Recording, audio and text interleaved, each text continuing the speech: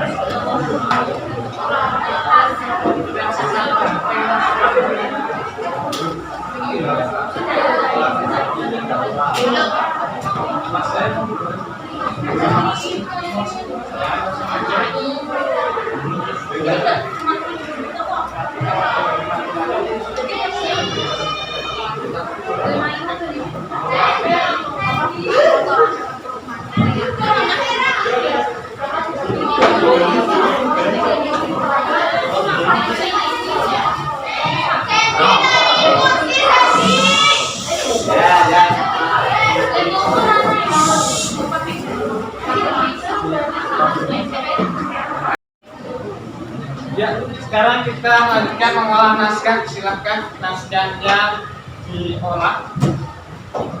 Sudah mantap, kalau sudah mantap bisa kirim ke WA saya.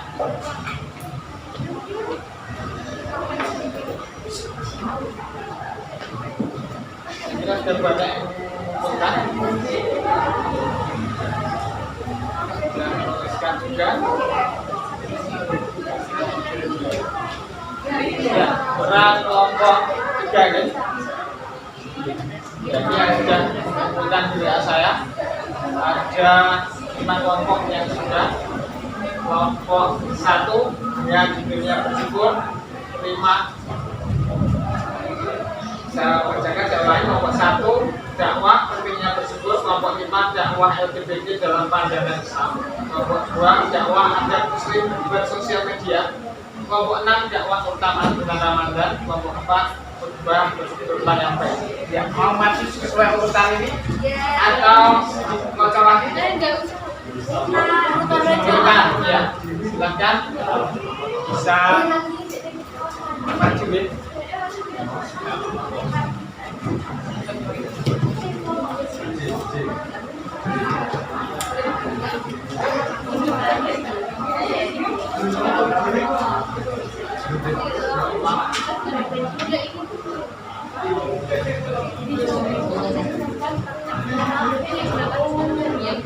Ya, kelompok 1, monggo. Ya, nggak apa-apa. Silakan. Kelompok 1. Ya, kalau pancing nanti dia ini yang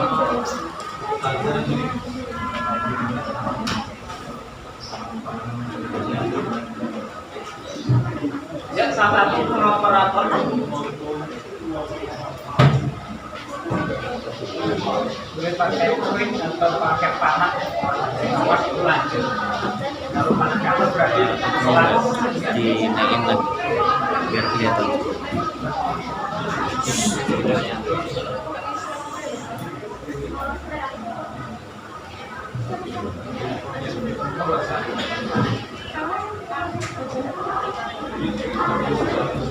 salah satu bukan semuanya banyak boleh. Assalamualaikum warahmatullahi wabarakatuh. Waalaikumsalam warahmatullahi wabarakatuh. Pertama-tama, marilah kita panjatkan puji syukur kepada Tuhan Yang Maha Esa atas limpah dan karunia-Nya sehingga kita dapat berkumpul di kelas ini pada sore hari ini. Sebelumnya, izinkan kami untuk memperkenalkan diri terlebih dahulu. Nama saya Hamzah Nurulaini, nomor absen 9. Saya Amelia Aisyah, nomor absen 20. Saya Anissa Nurul, absen 6. Saya Hirana Suti, absen 1. Saya Dilevana, nomor absen 16. Saya Mudati Sahana, nomor absen 25.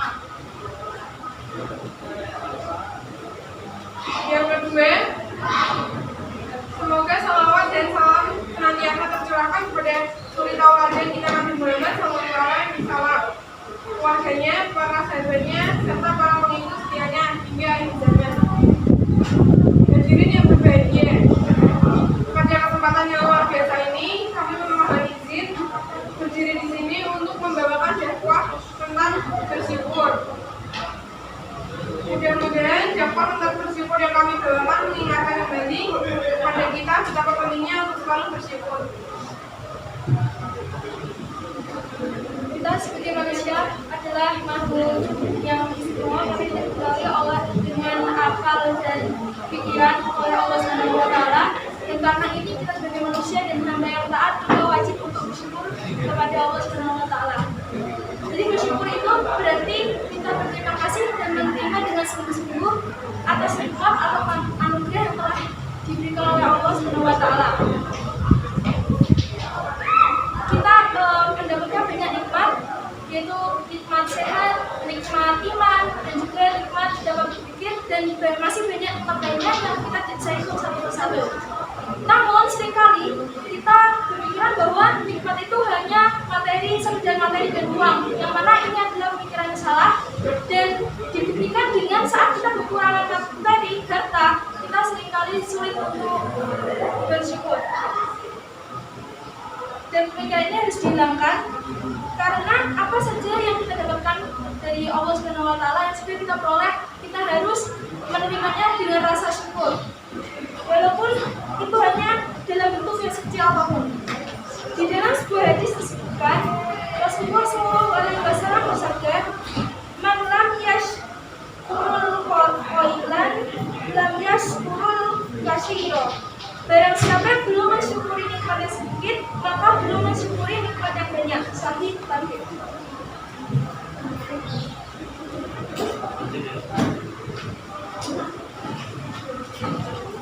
Namun sayangnya, bagi sebagian orang, bersyukur seperti hal yang suka dilakukan.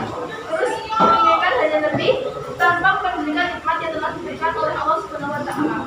Astagfirullahaladzim. Sehingga didapatkan Allah Subhanahu wa Ta'ala telah berfirman,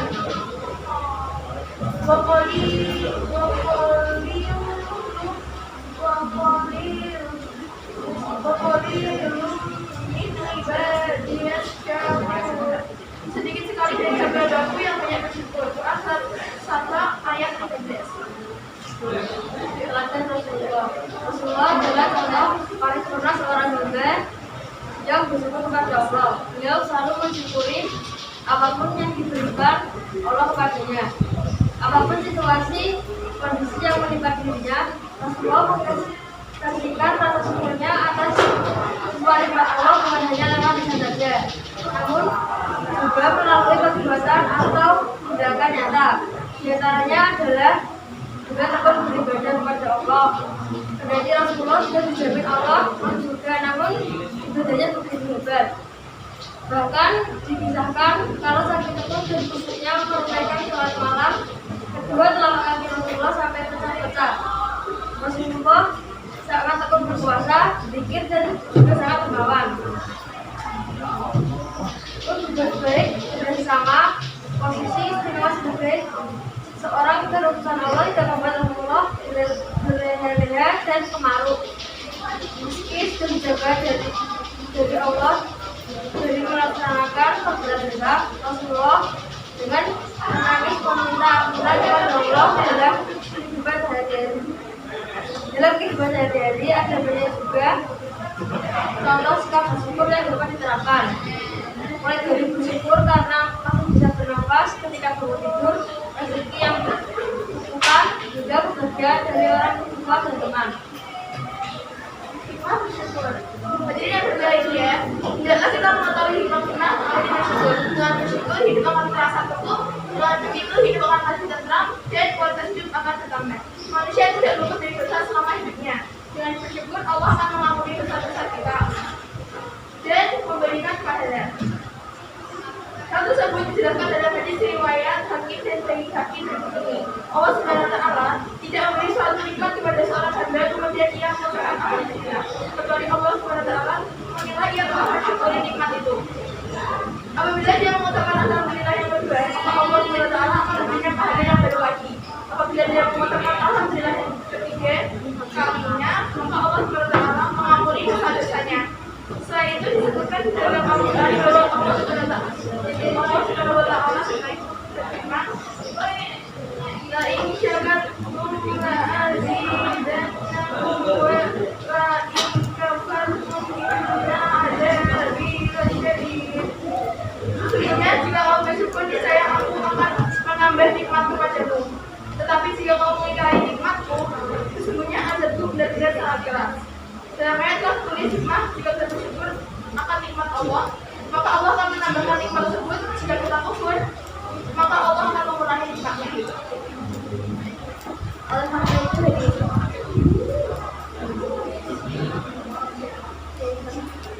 dampak buruk kurang bersyukur. Satu, tidak mampu melihat dan menikmati apa yang sudah dia miliki. Dua, tidak pernah puas dan cukup dari segala sesuatu yang kita dapatkan. Tiga, nikmat yang didapatkan akan berkurang dan sulit didapati. Empat, menjadi orang yang sombong dan angkuh. Lima, tidak akan lepas dari dosa yang akan didapatkan. Oleh karena itu, hadirin, sudahkah kita mensyukuri nikmat itu dari Allah?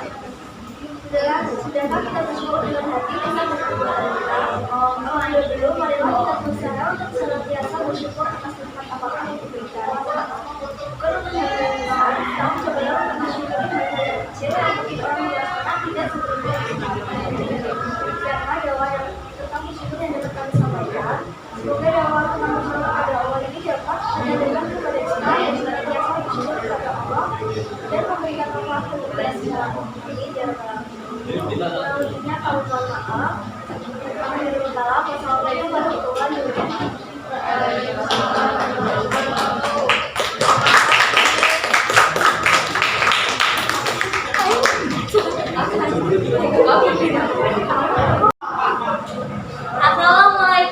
warahmatullahi wabarakatuh. Waalaikumsalam warahmatullahi wabarakatuh. Baik teman-teman, kami dari kelompok 5 ingin memberikan dakwah. Sebelum memberikan dakwah, mari kita berkenalan terlebih dahulu. Pertama-tama, perkenalkan nama saya Najwa Natania, nomor absen 27. Perkenalkan nama saya Mariza Farahman Pramono, nomor absen 22. Perkenalkan nama saya Fadia Dian Adusti, nomor absen 12. Perkenalkan nama saya Aura Bella Octavia, nomor absen 8. Saya Anissa Mutiara Satiti, nomor absen 5. Perkenalkan nama saya Cici Panjang Sedudan Jogis, nomor absen 19. Alhamdulillah, segala puji bagi Allah Subhanahu wa Ta'ala yang Maha Pengasih dan Maha Penyayang. Pertama-tama, mari kita panjatkan puji dan syukur kehadirat Allah Subhanahu wa Ta'ala yang telah mempertemukan kita dalam keadaan sehat walafiat. Baik, pada kesempatan hari ini, saya dan teman-teman saya akan memberikan dakwah mengenai pandangan Islam mengenai LGBT. Apa sih LGBT itu?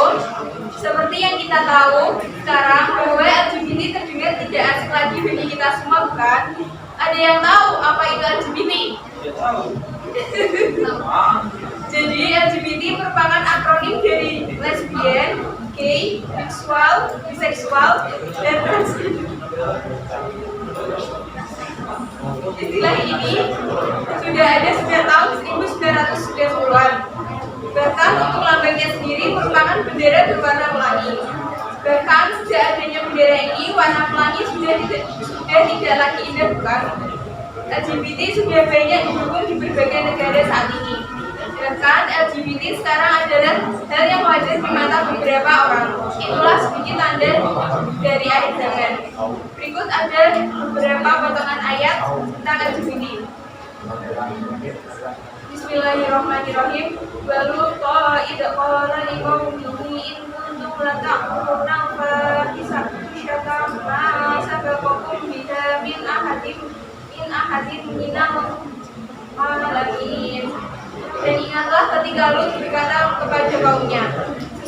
kamu benar-benar mengerjakan perbuatan yang amat keji yang belum pernah dikerjakan oleh seseorang pun dari umat-umat sebelum kamu. Apa sih LGBT itu? Yang pertama, lesbian, perempuan yang mengarahkan orientasi seksualnya kepada sesama perempuan. Yang kedua, gay, laki-laki atau pria yang orientasi seksualnya menyukai sesama pria. Yang ketiga, seksual, ketertarikan romantis, ketertarikan seksual atau kebiasaan seksual kepada pria maupun wanita. Yang keempat, transgender, ketidaksamaan identitas gender seseorang terhadap jenis kelaminnya yang ditentukan. Apa faktor dari LGBT? Faktor pertama, faktor lingkungan.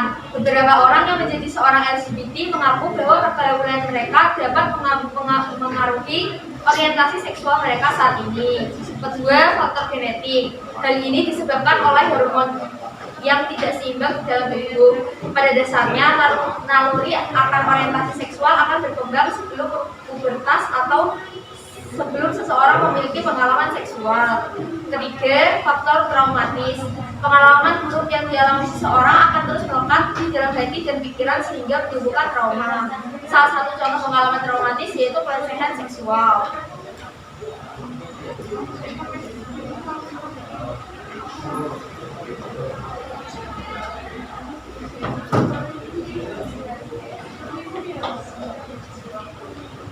Bagaimana pandangan Islam tentang LGBT? Terlepas dari faktor-faktor penyebabnya, LGBT merupakan hal yang dilarang keras dalam agama Islam karena sangat bertentangan dengan perintah Allah dan Rasul-Nya. LGBT termasuk dalam perbuatan keji dan munkar. Hubungan sama jenis merupakan perbuatan terkutuk karena menyalahi fitrah manusia. Bagaimana firman Allah dalam Quran surat Az-Zariyat ayat 49 dikatakan bahwa dari segala sesuatu kami ciptakan berpasang-pasangan agar kamu tingkat di besaran Allah. Dari firman tersebut kita dapat memetik bahwa semua yang ada di dunia ini telah Allah ciptakan berpasang-pasangan. Tidak seharusnya kita melakukan hal yang bertentangan dengan larangan Allah. Bagaimana? Maka menghadapi isu LGBT kita perlu mencermati bahwa bagaimana kehadiran perbuatan yang lain seperti maksiat, minuman keras, berjudi dan sebagainya. Dalam Fatwa MUI nomor 57 tahun 2014 tentang lesbian, gay, sodomi dan pencabulan, dengan tegas MUI memfatwakan bahwa pelaku sodomi baik lesbian maupun gay hukumnya adalah haram dan merupakan bentuk kejahatan. Dikenakan hukuman ta'zir yang tingkat hukumannya bisa maksimal yaitu sampai pada hukuman mati. Dulu ada pandangan mereka yang melakukan maksiat seperti itu dihukum dengan hukuman fisik. Misalnya pencuri dipotong tangannya atau dicambuk atau dirajam, hal yang sifatnya fisik.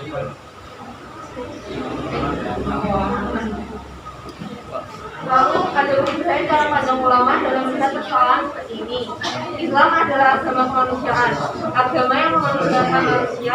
Maka cara menyikapi orang-orang yang berbuat maksiat itu adalah dengan membedakan antara perbuatan dan orangnya. Jadi dalam Islam yang harus dihindari, yang harus dijauhi itu perbuatan maksiatnya. Sementara pelakunya mereka adalah manusia yang harus diberi kasih sayang dan dijaga harta dan martabatnya. Justru mereka harus dirangkul karena mungkin karena kehilangan atau satu benar, jadi melakukan perbuatan-perbuatan yang tidak dibenarkan agama. Imam Tirmidzi menuliskan dari Nabi Shallallahu Alaihi Wasallam, barang siapa yang kalian dapati melakukan perbuatan kaum munafik, maka bunuhlah pelaku dan pasangannya.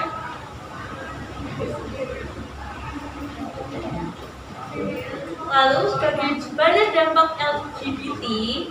Pertama, LGBT merupakan dosa besar seperti yang dilakukan oleh kaum Nabi Lut yang melanggar penyimpangan seksual tersebut lalu dimusnahkan oleh Allah dengan cara yang sangat keji yang tercantum dalam firman-Nya, mengapa kamu laki-laki mendatangi kaum laki-laki di antara manusia lainnya dan kamu tinggalkan istri-istri yang telah diciptakan Tuhan untukmu, bahkan kamu merupakan orang-orang yang telah melampaui batas fitrah manusia. Surat Al-Syura ayat 165 sampai 166. Kedua, kaum LGBT tidak memungkinkan menghasilkan anak. Dalam pernikahan yang sah, seseorang ingin melangsungkan kehidupan alaminya untuk meneruskan kehidupan dengan memperbanyak keturunan. Seperti firman Allah SWT yang berbunyi, harta dan perhiasan dunia. Quran surat Al-Kahfi ayat 46. Namun, nampaknya hal ini akan berbanding terbalik bagi mereka yang sudah melakukan pernikahan secara sesama jenis atau gay dan lesbian. Seperti hukum bagi pria tidak menikah dengan wanita, tidak menikah dalam Islam, di mana mereka tidak akan memungkinkan menghasilkan keturunan yang baik dan hubungan mereka yang mereka jalani. Ketiga, siksaan yang sangat pedih bagi pelakunya. Saat perilaku LGBT banyak dilakukan oleh umat Nabi Lut, di zamannya Allah Subhanahu wa Ta'ala telah melakukan azab yang sangat pedih, di mana semua umat dibinasakan dalam keadaan yang sangat menyedihkan. Dan terakhir, menular penyakit lain. Penyimpangan seksualitas ini dapat menyebarkan penyakit AIDS atau penyakit menular. Apakah ada upaya pencegahannya? Islam mengajarkan kita untuk mencegah sedini mungkin penyimpangan seksual. Rasulullah pun mempunyai cara untuk mencegah keluarga dan umatnya berperilaku menyimpang. Sabda Nabi Shallallahu Alaihi Wasallam, suruhlah anak-anak kalian mengerjakan sholat saat mereka berusia 7 tahun, dan pukullah mereka apabila tidak mau mengerjakannya saat mereka berumur 10 tahun, dan pisahkanlah tempat tidur mereka. Hadis riwayat Abu Dawud. Islam juga memberikan beberapa ketentuan, antara lain: 1. Merendahkan pandangan atau menundukkan pandangan. 2. Berpakaian yang menutup aurat. 3. Memperbanyak puasa sunnah. 4. Memisahkan tempat tidur anak ketika sudah berumur 10 tahun. 5. Menghindari perilaku wanita menyerupai pria dan sebaliknya. Sikap tomboy wanita dan memang dinilai seorang pria dilarang dalam Islam. 6. Memilih teman pergaulan dan menghindari pergaulan bebas. 7. Mewujudkan keluarga harmonis yang penuh ketenangan dan diliputi kasih sayang. 8. Rajin dalam beribadah, terutama sholat dan membaca Al-Quran.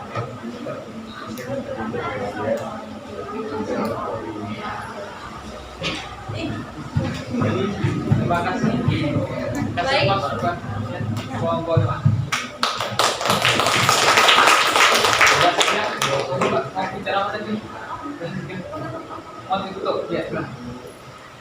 Baik, sekian dakwah yang kami berikan. Semoga bisa memberikan teman-teman pembelajaran dan pengetahuan yang lebih mengenai LGBT. Mohon maaf bila ada salah kata. Wassalamualaikum warahmatullahi wabarakatuh.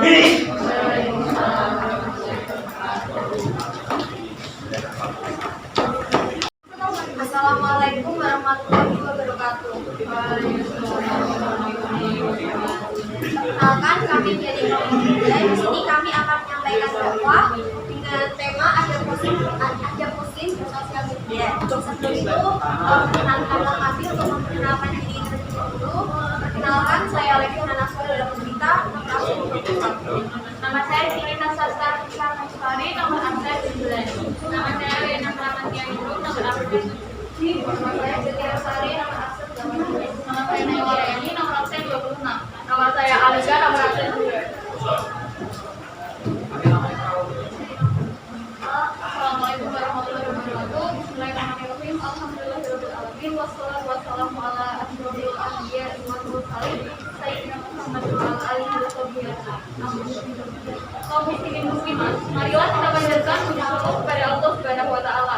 Karena dengan nikmatnya Allah masih memberikan kita kesempatan untuk hadir dalam kegiatan mulia ini. Semoga kita semua mendapatkan rahmat dan ampunan Allah Subhanahu wa Ta'ala. Tak lupa kita lanjutkan salawat serta salam kepada junjungan kita Nabi Muhammad SAW bersama ahlul baitnya, juga kepada guru kami, orang tua kami, saudara kami, keluarga kami, muslimin dan muslimat yang terdahulu juga yang akan datang.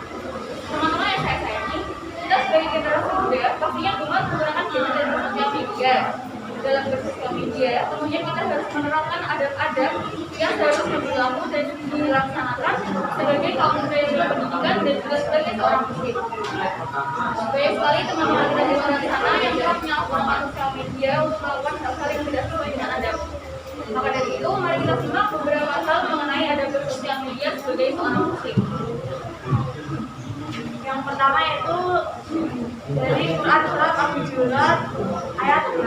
Ayat ini merupakan pengingat bagi umat Islam agar selalu mengkonfirmasi dan berhati-hati akan datangnya berita dari orang-orang fasik yang yang bermaksud menyesatkan umat Islam. Maka dari itu dianjurkan untuk mengoreksi berita tersebut yang berasal dari orang-orang fasik atau yang biasa berbuat kerusakan. Hal ini dilakukan sebagai upaya mengantisipasi datangnya berita hoax yang akan menyebabkan pertikaian, permusuhan, dan penyesalan. Yang kedua, dari hadis riwayat Tirmidzi nomor 2022. Dalam hadis ini, kita sebagai umat Islam harus selalu menjaga bahasa yang kita gunakan dalam bermedia sosial, terutama bahasa-bahasa kotor dan menyakiti, agar kita tidak melukai hati seseorang akibat apa yang kita ketik.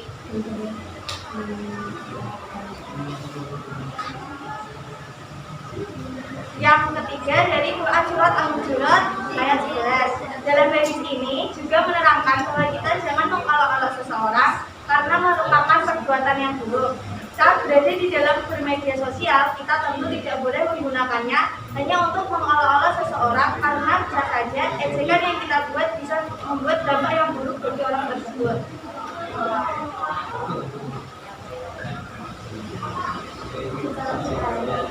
Contoh adab dalam bermedia sosial. 1. Jadikan sebagai sarana untuk menebar kebaikan. Yang kedua, mengingat hisab atas segala perbuatan. Yang ketiga, lakukan cross-check sebelum berpendapat. Yang keempat, CCTV ada di kedua bahu. Yang kelima, ruang keikhlasan tanpa mengubah ria. Yang keenam, jadikan sebagai ladang pahala.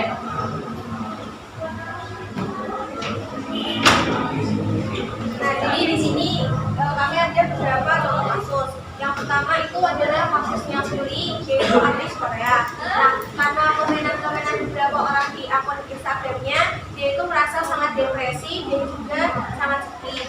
Karena depresinya sendiri, akhirnya dia itu bunuh diri. Nah, terus di sisi lain, dia itu juga bersalah karena dia memposting postingan yang terlalu kontroversial dan juga membagikan momen-momen yang mungkin kurang baik jika dikonsumsi oleh publik. Kasus kedua, ada kasus pencabulan 12 remaja di Kalimantan Utara oleh pria penyuka sesama jenis. Jadi ini awalnya mereka itu remajanya kenalan sama seorang cewek lewat sosial media, tapi ternyata dia itu cewek jadi-jadian dan ternyata tuh cewek jadi-jadiannya itu tuh kayak mania seks gitu. Terus mereka diajak ketemuan dan akhirnya terjadi pelecehan tentunya para korban. Kasus yang ketiga, ada kasus penipuan di media sosial. Jadi ada seorang pria, dia itu sedang mencari pekerjaan, namun dia itu ditipu dan motornya akhirnya dirampas sama si penipu. Jadi dari sini kita bisa belajar kalau kita harus berhati-hati dalam mencari informasi di sosial media dan juga kita harus bisa menggunakan sosial media dengan baik dan benar. Berikutnya kita masuk ke dampak-dampak, terutama dampak negatif. Yang pertama yaitu meningkatkan resiko terjadinya cyberbullying. Cyberbullying adalah perundungan yang dilakukan melalui media sosial, teks, dan perantara teknologi lainnya. Yang kedua yaitu menjadi ajang membandingkan diri dan body image yang buruk. Terlihat kurus dan langsing selalu dianggap sebagai salah satu tolak ukur ideal dari media sosial untuk membantu penyebaran standar kecantikan ini. Padahal kecantikan adalah suatu hal yang relatif dan bisa dilihat dari berbagai aspek. Apa yang diunggah di media sosial tak jarang membuat sebagian orang merasa minder, rendah diri, dan tidak puas dengan yang sudah dimiliki. Yang ketiga ada FOMO atau fear of missing out, yaitu kecemasan ketika ia ketinggalan berita atau tren yang sedang booming di waktu tertentu. Yang keempat yaitu dapat menimbulkan stres, depresi, dan kecemasan berlebihan. Yang kelima ada bocornya informasi personal. Yang keenam mengurangi hubungan sosial tatap muka. Kemudian kesimpulan, maka hendaklah kita senantiasa menjalankan perilaku mengenai bersosial media dengan seluruh hati dan tawakal. Dengan begitu kita bisa menarik baik buruknya bermedia sosial dalam aktivitas hubungan kemanusiaan. Seperti beberapa contoh nyata tentang kasus-kasus tadi yang terjadi di sekitar kita. Dan itu semua bisa menjadikan sebuah bukti bahwa kerasnya bersosial media berdampak pada pengguna dan pengikutnya. Untuk itu, pastikan kita semua bisa menjaga menjalankannya agar dapat memberikan dampak dan manfaat positif bagi kita semua, terutama diri pribadi sesuai ajaran Islam. Dan ajaran Islam terkait etika bersosial media sudah ada. Setidaknya terdapat etika atau adab dalam bermedia sosial untuk mengajak kita dalam kebaikan, seperti tabayun, cek dan dicek, menyampaikan informasi dengan benar, haram menebar fitnah dan kebencian. Media sosial digunakan untuk amar ma'ruf nahi munkar yang menjamin dan mengatur kebebasan ekspresi, tidak digunakan untuk mengolok-olok orang lain. Larangan menebar kebencian dan berita palsu. Bersosial media adalah hal yang perlu diutamakan etikanya dan perlu tuntunan yang membawa kepada kebaikan. Sebagaimana pernyataan Imam Syafi'i yang berkata, bahwa jiwamu, jika kamu tidak disibukkan dengan kebenaran dan kebaikan, maka ia akan sibuk dengan kebaikan. Demikian tausiah yang dapat kami sampaikan. Semoga dapat bermanfaat untuk kita semua. Mohon maaf atas kekhilafan, tutur kata dan perbuatan. Semoga Allah membimbing kita semua ke jalan yang benar. Semoga salawat dan salam tercurah kepada Nabi Muhammad beserta keluarga dan sahabatnya. Dan sekian menutup diri tausiah kami. Segala puji bagi Allah Subhanahu wa taala. Wassalamualaikum warahmatullahi wabarakatuh. Waalaikumsalam warahmatullahi wabarakatuh.